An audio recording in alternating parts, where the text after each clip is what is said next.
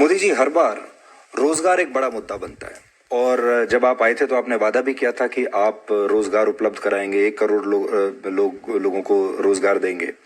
कोई न कोई व्यवसाय करेंगे, कमाई करेंगे, कोई एक आध व्यक्ति को रोजगार देंगे, कोई ऑटो रिक्शा चलाएगा, कोई पकौड़े की दुकान करेगा, कोई चाय की दुकान करेगा, कोई अखबार बेचने का काम करेगा, कोई कहीं डिपॉजिट देकर के और एजेंसी लेगा।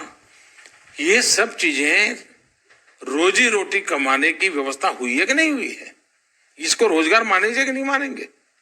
अगर आपके जी टीवी स्टूडियो के बाहर कोई पकौड़े बेचता है और शाम को 200 रुपया कमा करके घर जाता है, उस व्यक्ति को आप रोजगार मानोगे कि नहीं मानोगे?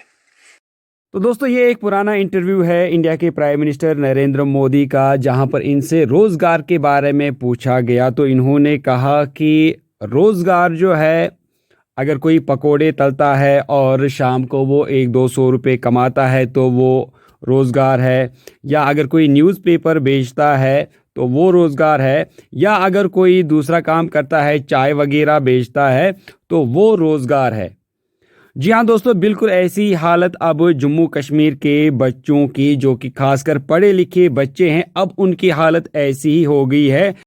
खासकर हम उन बच्चों की बात करेंगे जिन्होंने पीएचडी किया है, मास्टर्स किया है या एमफिल वगैरह किया है। वो बच्चे अब बिल्कुल यही काम कर रहे हैं। कोई सब्जी बेच रहा है, कोई चाय बेच रहा है, कोई रेस्टोरेंट में बर्तन धोने का काम कर रहा है, कुछ बच्चे कार पेंटिंग का अभी काम सीख रहे हैं।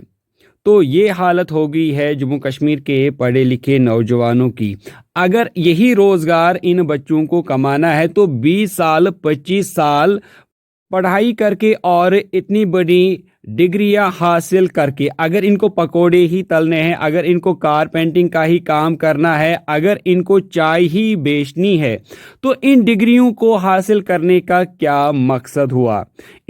इससे बेहतर यही था कि इन बच्चों को स्कूल्स और कॉलेजेस में पकौड़ी बनाना ही सिखाते, कारपेंटिंग का ही काम सिखाते, चाय बनाना ही सिखाते, ताकि जब वो स्कूल और कॉलेजेस से बाहर निकलते तो वो कोई गवर्नमेंट जॉब जो है नहीं ढूंढते, बल्कि वो कहीं रास्ते पे चाय बेचते, पकौड़े बेचते, या फिर कोई दूसरा इसी तरह का काम करते, सब्जी वगैरह बेचते। तो इस तरह ये बड़ी बड़ी डिग्रियां जो हैं लेकर घर में रखने से इनको क्या फायदा हुआ 20 साल 25 साल पढ़ाई करने के बाद? इससे भी बड़ी मुसीबत इन बच्चों के लिए ये है कि जब कभी गवर्नमेंट डिपार्टमेंट्स में कभी कोई जॉब निकलती है, कोई रिक्रूटमेंट निकलती है, तो ये बच्चे जो मेहनती बच्चे होते हैं, जिन्होंने पूरी ज़िंदगी पढ़ाई की होती है, मेहनत की होती है, लेकिन जब कोई जॉब निकलती है, कोई रिक्रूटमेंट निकलती है, तो उन रिक्रूटमेंट्स में स्कैम्स होते हैं, उन रिक्रूटमेंट्स में फ्रॉड्स वगैरह होते हैं। और ये जो मेहनती बच्चे हैं, इनका हक कोई पैसे वाला छीन लेता है अपने पैसों के बलबूते पर। जब वो पैसे देकर पेपर खरीदता है, जब वो पैसे देकर जॉब पाता है, जब वो पैसे देकर किसी गरीब का हक खाता है, तो ये इससे भी ज्यादा बड़ी मुसीबत है इन बच्चों के लिए। देखिए, बच्चे जो होते हैं ये एक कौम का फ्यूचर होते हैं, कौम का मुस्तकबिल होता है। यही बच्चे आगे जाकर देश को चलाने वाले होते हैं।